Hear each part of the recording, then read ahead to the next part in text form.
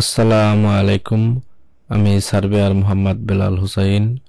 আজকের ভিডিওতে আলোচনা করব অটোক্যাড কি, অটোক্যাড কত সালে আবিষ্কার হয় এবং অটোক্যাড দিয়ে কোন কোন ডিপার্টমেন্টের কাজ করা যায়, এসব বিষয়ে আজকে বিস্তারিত আলোচনা করব। আশা করি ভিডিওটি শুরু থেকে শেষ পর্যন্ত দেখবেন। আর যারা আমার চ্যানেলে নতুন তারা অবশ্যই চ্যানেলটি সাবস্ক্রাইব করে রাখবেন। অটোক্যাড হলো একটি কম্পিউটার এইডেড ডিজাইন সফটওয়্যার যা অটোডেস্ক কোম্পানি 1982 সালে বাজারে উদ্ভাবন করেন। এর ফুল মিনিং হচ্ছে computer aided design and drafting software, যার আবিধানিক অর্থ হলো কম্পিউটারের সাহায্যে নকশা অঙ্কন করা। যেহেতু আমরা এটি কম্পিউটারের সাহায্যে ডিজাইন ও কমান্ডারের ব্যবহার করে থাকি, তাই একে কম্পিউটার এইডেড ডিজাইন বলা হয়। এই সফটওয়্যারটি civil engineer, mechanical, electrical, architecture, ড্রয়িংয়ের ছাত্রছাত্রীরা ব্যবহার করে থাকেন, তাই এটি খুবই গুরুত্বপূর্ণ একটি সফটওয়্যার। ড্রাফটিং সফটওয়্যারের মধ্যে সবচেয়ে সহজ হলো অটোক্যাড, তাই আমরা এই সফটওয়্যারটি ব্যবহার করে থাকি। আরও কিছু ড্রাফটিং সফটওয়্যার হলো মিনিক্যাড, জেডক্যাড, ন্যারোক্যাড ইত্যাদি। অটোক্যাড এর বিভিন্ন টুলস এর নাম ও পরিচিতি। অটোক্যাডে মোট 8টি টুলবার থাকে।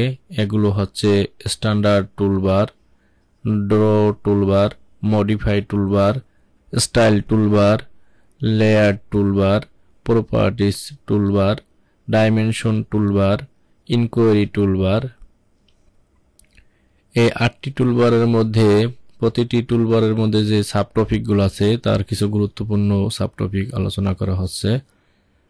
স্ট্যান্ডার্ড টুলবারের মধ্যে থাকে new, open, save, plot, plot preview, publish, paste, match properties, block, edition, undo, redo etc.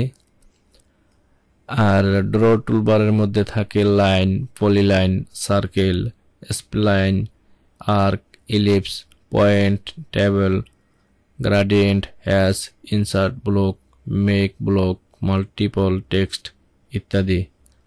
Modify টুলবারের মধ্যে থাকে erase, copy, move, offset, trim, extend, rotate, mirror, scale, array, stage, break at point, explode, join.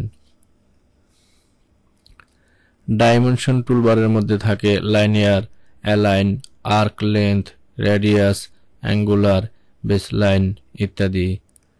এরপর properties টুলবারের মধ্যে থাকে properties by layer, object properties, individual object, match properties ইত্যাদি। এগুলো অটোক্যাডের tools বার। এগুলো দিয়েই সাধারণত ড্রয়িং এর কাজ করতে হয়, নকশার A to Z কাজ করা হয়।